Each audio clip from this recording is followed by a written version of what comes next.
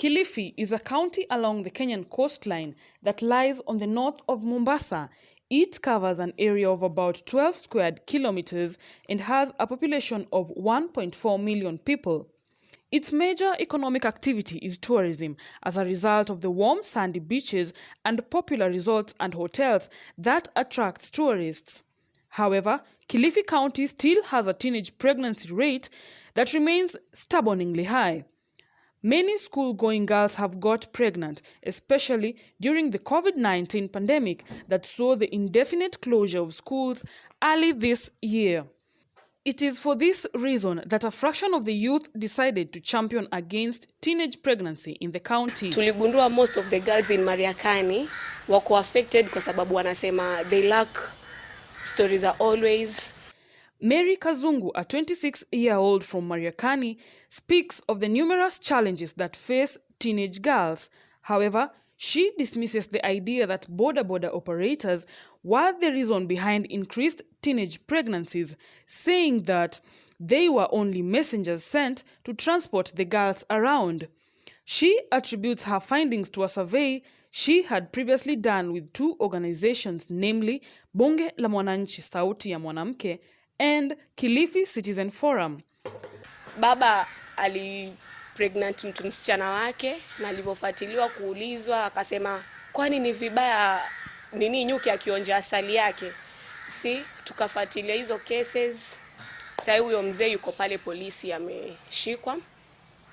25-year-old Judith Kambi is another youth champion who has been on the forefront in youth support groups, especially during the COVID-19 pandemic.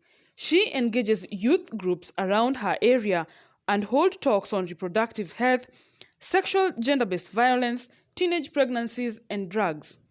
She says she came up with the initiative when she found out that most youths were facing social challenges during the pandemic.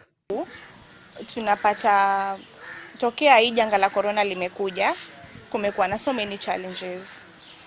Vijana wengi wamepotea, especially vile hakuna shule.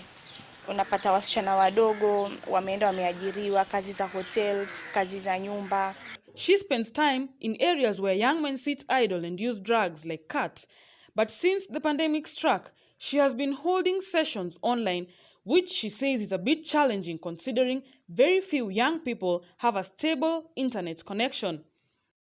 Vijana wadogo wanaenda kukaa kwa hizi base zao wanaita vijiweni. Mtu anapewa mgokaa kama ni bang, anavuta.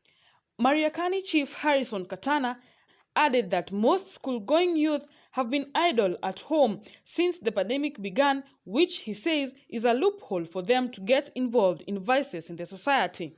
Sababu ya kufungwa kwa hizo shule, vijana wetu wamebaki majumbani, wasielewe ni lipi la kufanya. Wengi wao wamepata changamoto za kuingia katika mambo ya mihadarati na pia kuingilia mambo ya mapenzi na kupata mimba za mapema. Kilifi County Executive Committee member for Health Matters Charles Dadu urged parents to improve their parenting practices by ensuring their children get sexual education early. Wazazi ndio wanakaa kwa muda mrefu na wale watu ambao wanahitaji haya mafunzo. Iwapo ni watoto wao ama ni binamu wao wengine wenye umri wa chini. Kwa hivyo mafunzo kama haya yanaambatana na mambo mengi mengine. Kwa hivyo hatuwezi kusema ya kwamba wakichukua mafunzo tu ya ngono peke yake na wasiweke maadili mema katika mambo mengine ya kijamii ya kwamba watafaulu. La, hawatafaulu. In Kenya, early pregnancy has been a long-term societal challenge, but with the onset of the COVID-19 pandemic, the situation seems to have gotten out of hand, occasioned by school closures, greed for money, lack of sex education, and most of all, poor parenting skills. Winfrey Owino, KUTV.